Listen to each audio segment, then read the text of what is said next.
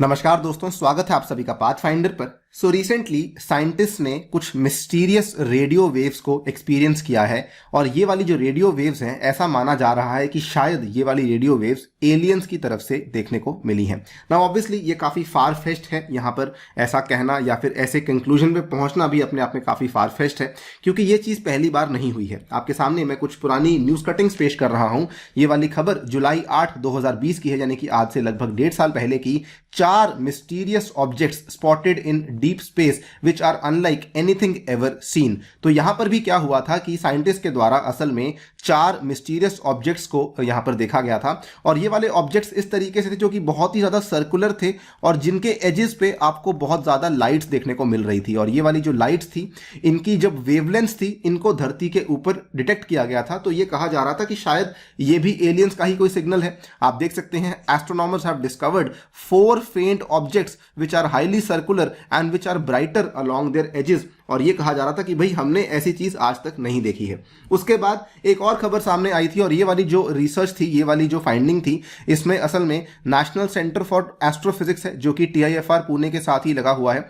तो इन्होंने यहां पर देखा कि कुछ ऐसे स्टार्स को इन्होंने देखा which were emitting the intense radio pulses due to their emission behaviour. और ये कहा जा रहा था कि ये एक तरीके से लाइट हाउस की तरह काम करते हैं। नाउ लाइट हाउसेस कैसे होते हैं, आपने देखा होगा, जैसे आपकी ओशन के अंदर लगे हुए लाइट हाउस होते हैं, तो वो जब घूम के आता है, राइट, तो एक कुछ टाइम के बाद लाइट आती है, पूरा घूमता है, फिर से लाइट आती है, तो कुछ टाइम के बाद वो अपनी लाइट्स को एमिट कर रहे थे। तो TIFR पुणे ने बोला कि भाई ये हैं आपके main sequence radio pulse emitters, जिनकी मैग्नेटिक फील्ड्स बहुत पावरफुल हैं। तो वो भी उस टाइम पे कुछ ना कुछ वेव्स को एमिट कर रहे थे, और वो वेव्स जो है वो लाइट के रूप में हमको दिख रही थी। तो ये कहा जा रहा था कि शायद ये भी एलियंस का कोई ना कोई सिग्नल ही है।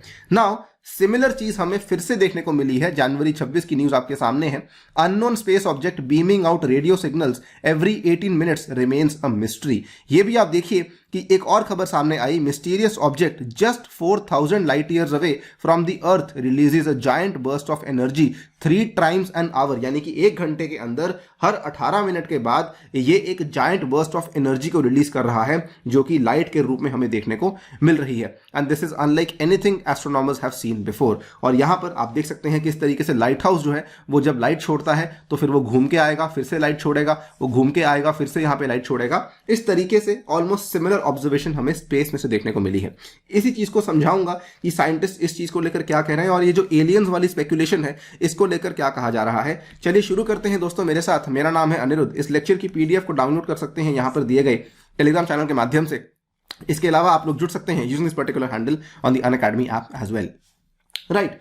So as you can see over here, mysterious object unlike anything ever seen in space was discovered by astronomers recently। और इसको काफी लोग जो है स्पूकी बोल रहे हैं, बिकॉज ये 1 घंटे के अंदर 3 बार आपका जायंट बर्स्ट ऑफ एनर्जी यहां पे रिलीज होता हुआ देखने को मिल रहा है। For 1 minute in every 20 minutes the discovery is one of the brightest objects in the night sky. यानी कि हर 20 मिनट के अंदर अंदर आपको 1 मिनट के लिए यहां पर बोल रहा है कि जो पूरी की पूरी लाइट आ रही है, ये भी कम टाइम के लिए नहीं, बल्कि पूरे 1 मिनट के लिए, 60 सेकेंड्स के लिए आपको इतनी ज्यादा लाइट देखने को मिल रही है।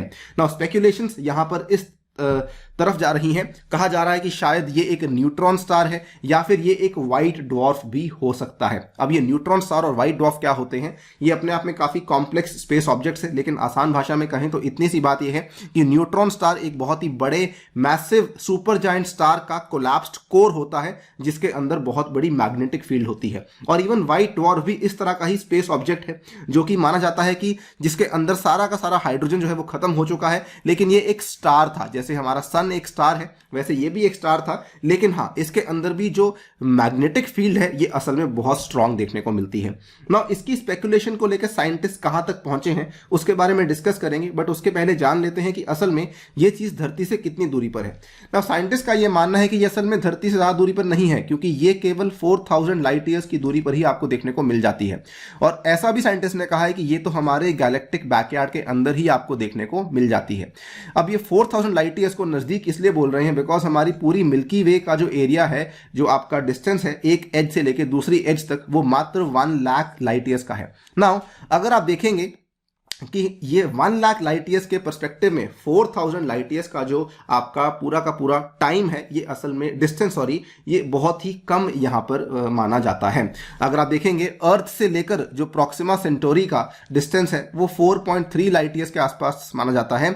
और अर्थ से अगर आप मिल्की वे गैलेक्सी के एक साइड पे जाने की कोशिश करेंगे तो लगभग 52,000 लाइट ईयर्स का डिस्टेंस माना जाता है, यानी कि कंपैरेटिवली इसका जो डिस्टेंस है वो एस्ट्रोनॉमिकल टर्म्स में काफी कम माना जा रहा है। नाउ कमिंग टू कि साइंटिस्ट यहां पे स्पेकुलेशन करके कहां तक पहुंचे हैं, तो एक बहुत ही इंपॉर्टेंट इंस्टीट्यूट है ऑस्ट्रेलिया में located, international centre for radio astronomy research. ये इन रेडियो वेव्स की मैपिंग कर रहा था। इन्होंने कहा कि भाई हमारे हिसाब से ये एक मैग्नेटार है।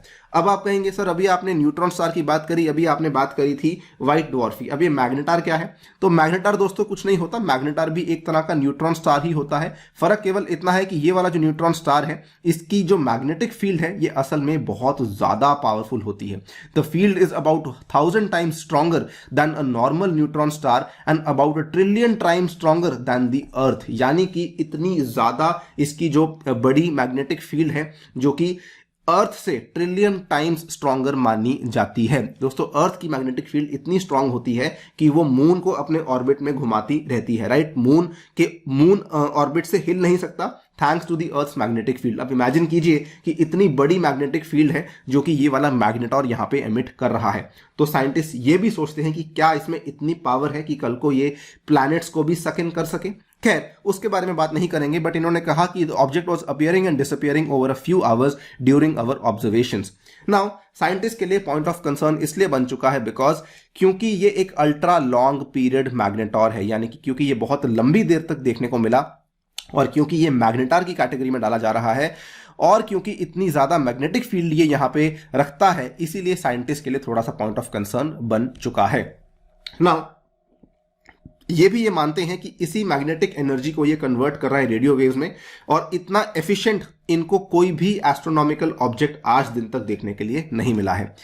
फाइनली कि क्या ये चीज एलियन एक्टिविटीज के साथ जुड़ी हुई है, तो इसको लेकर साइंटिस्ट ने क्या कहा है, अब ध्यान से सुनिएगा।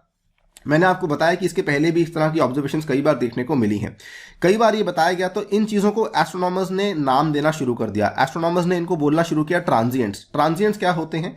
ऐसे ऑब्जेक्ट्स जो कि यूनिवर्स के अंदर time to time turn on and turn off होते रहते हैं और ये कोई नई बात नहीं है।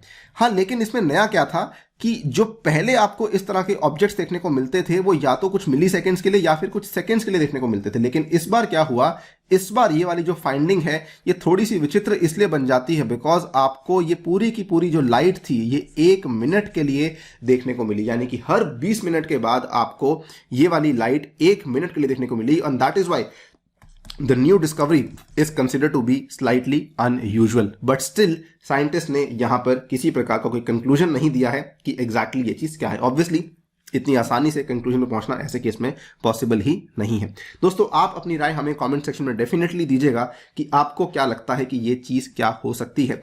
फिलहाल के लिए वीडियो में इतना ही। जाने से पहले बताना चाहूंगा कि हमारी एनसीईआरटी ज्योग्राफी सीरीज शुरू हो चुकी है। क्लास 8 की पहली क्लास कल होने वाली है 29 जनवरी को, इसमें जुड़ना बिल्कुल ना भूलें। इसके साथ ही में अनअकैडमी आपके लिए इंट्रोडक्टरी ऑफर लेकर आया है and using the code ANIUPSC आप यहाँ पे 20% का डिस्काउंट अवेल करवा सकते हैं। इसमें आपको एडिशनल बेनिफिट्स भी अवेलेबल करवाए जाएंगे। साथ ही में आइकॉनिक का 1 साल का कोर्स 75,000 का पड़ता है, जिसमें कि ANIUPSC कोड इस्तेमाल करके आप लोग 10% का डिस्काउंट और पर्सनल गाइडेंस भी अवेल करवा सकते हैं। ये वाले बैचेस आपके लिए अवेलेबल करवाए जाएंगे और साथ ही में आप आने वाले रविवार के दिन इस कॉम्बैट में हिस्सा ले सकते हैं using the code ANIUPSC। Thank you so much for listening. Stay tuned and stay safe.